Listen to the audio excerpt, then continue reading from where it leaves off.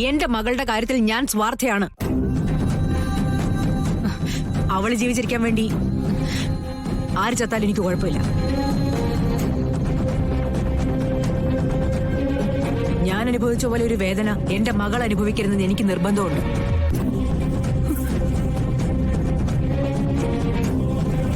നിന്റെ ശരീരത്തിൽ ഇപ്പോഴുള്ള ജീവന്റെ വില എന്താന്ന് കൂടെ നിൽക്കുന്ന മകളോട് ചോദിച്ചാൽ മതി. കൊടുത്തതിന്റെ കണക്കൊക്കെ അവളുടെ കയ്യിലുണ്ടാവും. അത് ഈ നിമിഷം തിരിച്ചു തരാനുള്ള ശേഷി ഉണ്ടെങ്കിൽ തിരിച്ചു തരാം. എന്നിട്ട് കണക്കുകളൊന്നും പറയാതെ പുറത്തേക്ക് പോവാം. പറ്റുമോ നിനക്ക്?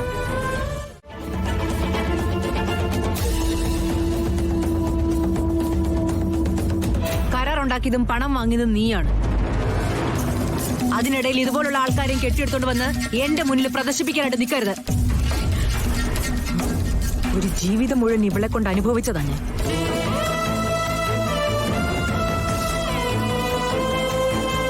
ഇനി കുത്തിനോവിക്കാൻ വന്നാലും വിട്ടു തരില്ല സിത്താര.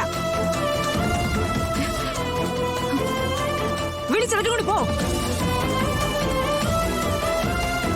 പോവാനാ പറഞ്ഞത്. വാ അമ്മേ, വാ നമുക്ക് പോവാം. വാ അമ്മേ.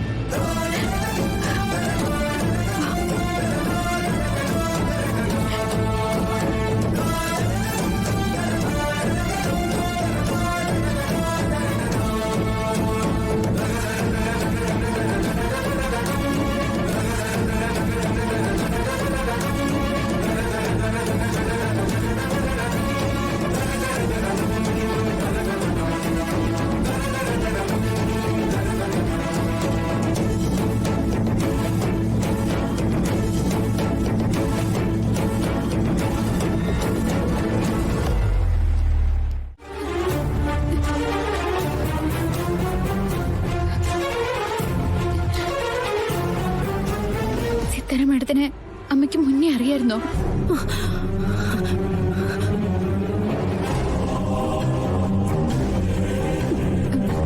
പറയമ്മേ, നിങ്ങൾ തമ്മില് എങ്ങനെയായിരുന്നു പരിചയം? അമ്മ എന്താ ഇതൊന്നും എന്നോട് പറയാതിരുന്നേ? നമുക്ക് പോകാം. അമ്മ ഞാൻ ചോദിച്ചതിന് മറുപടി പറയേ. സിത്താര മേഡം പറഞ്ഞല്ലോ അമ്മ അവരെ ചതിച്ചൂന്ന്. അതിന്റെ കാര്യം എന്താ?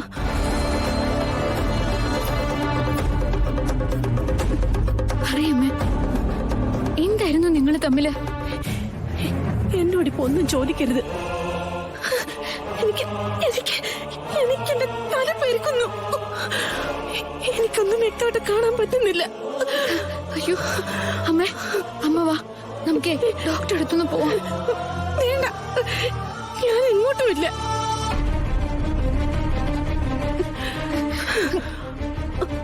അമ്മേ, അമ്മേ, ഇനി മോള് കളരിക്കലേക്ക് പോവരുത്.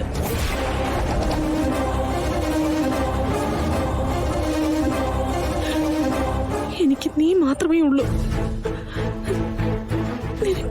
നിനക്കെന്തേലും സംഭവിച്ച പിന്നെ അമ്മ ജീവിച്ചിരിക്കില്ല. ഒരു കാരണവശാലും നീ ഇനി കളരിക്കൽ പോകരുത്. അത് ആ വ്രതം പൂർത്തിയാക്കരുത്.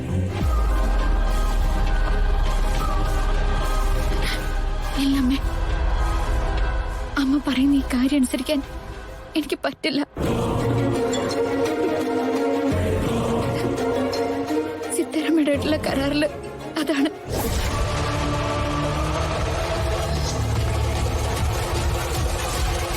കരാറ് പറഞ്ഞു പണം വാങ്ങിച്ച അത് ചെയ്യണം. എനിക്ക് നീ മാത്രമേ ഉള്ളൂ. നീ മാത്രം. ജീവിതത്തിൽ എല്ലാ കാലത്തും ഒരുപാട് സങ്കടം തന്ന ദൈവം ഇത്തിരി സന്തോഷം എനിക്ക് തന്നത് നിന്റെ ജന്മത്തിലൂടെ മാത്രമാണ്. പക്ഷെ എനിക്ക് നിവൃത്തിയില്ലമ്മേ. അമ്മയെ തിരിച്ചുകൊണ്ടാക്കിയിട്ട് എനിക്ക് കളരിക്കലേക്ക് പോയേ പറ്റൂ.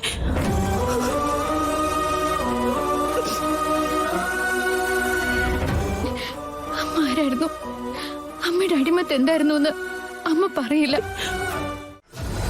അടുത്തു പരിചയമുള്ള 2 സ്ത്രീകൾ. അവർക്ക് 2 പേർക്കും ഒരേപോലെയുള്ള, കണ്ടാൽ പരസ്പരം മാറിപ്പോകുന്ന 2 പെൺകുട്ടികൾ. ഇതുവരെ ഒരിടത്തും ഇത്രയും വിചിത്രമായ ഒരു കാര്യം കേട്ടിട്ടില്ല. സത്യങ്ങൾ നമ്മുടെ കൺമുമ്പിൽ കാണുന്ന മാത്രമായിരിക്കണമെന്നില്ലല്ലോ അമ്മേ. എന്തായാലും ഇനി ഇത് വിട്ടുകളയാനും വയ്യ. ഞാൻ എന്തായാലും സിത്താരയുടെ അടുത്തേക്ക് പോവുക. സിത്താരയുടെ അടുത്ത് പോയിട്ട് എന്ത് ചെയ്യാനാ നിന്റെ ഉദ്ദേശം? ആദ്യം ഗാഥ എവിടെ ഉണ്ടോന്ന് അറിയണം. കൃഷ്ണ അവളുടെ അമ്മയായിട്ട് പുറത്താണല്ലോ. എന്റെ മുമ്പിൽ സിത്താര ഗാഥമോളെ പ്രദർശിപ്പിക്കുമെന്ന് നോക്കാം. പിന്നെ സിത്താരയോട് ചോദിച്ച് തന്നെ കാര്യങ്ങൾക്കൊരു തീർപ്പുണ്ടാക്കാം. നന്ദ, നവീന്റെ ഭാര്യയായിട്ട് കയറി വരുന്നത് ഈ കൃഷ്ണയായാലും ഗാഥയായാലും നമ്മുടെ ബന്ധുവിന്റെ സ്ഥാനത്തുള്ളത് സിത്താരയാണ്. അതുകൊണ്ട് മുറിവേൽപ്പിക്കുന്ന വാക്കുകളൊന്നും. ഇല്ലമ്മേ, മുമ്പ് വിശ്വനാഥൻ പറഞ്ഞതൊക്കെ എന്റെ മനസ്സിലുണ്ടല്ലോ. എതിരാളികൾക്ക് അറിയാവുന്ന കാര്യമാകുമ്പോ അത് ചോദിക്കുന്നോണ്ട് പ്രശ്നം ഉണ്ടാവില്ല. സിത്താരയോട് ഞാൻ ആ വഴിക്ക് തന്നെ ചോദിക്കാം. ശരി, നീ സംസാരിച്ചിട്ട് വാ. മനസ്സിലുള്ള ആശങ്കയ്ക്ക് ഒരു ഉത്തരം കിട്ടിയിരുന്നെങ്കിൽ എത്ര നന്നായിരുന്നു. മനസ്സിലാവാഞ്ഞിട്ടല്ല, ഉത്തരങ്ങളൊന്നുമില്ലാത്തടത്തു നിന്നും നമ്മൾ ഇത്രയൊക്കെ എത്തിയില്ലേ അമ്മേ. അമ്മ ഈശ്വരനെ വിളിക്കുക, പരിഹാരം ഉണ്ടാവും. ഈശ്വര.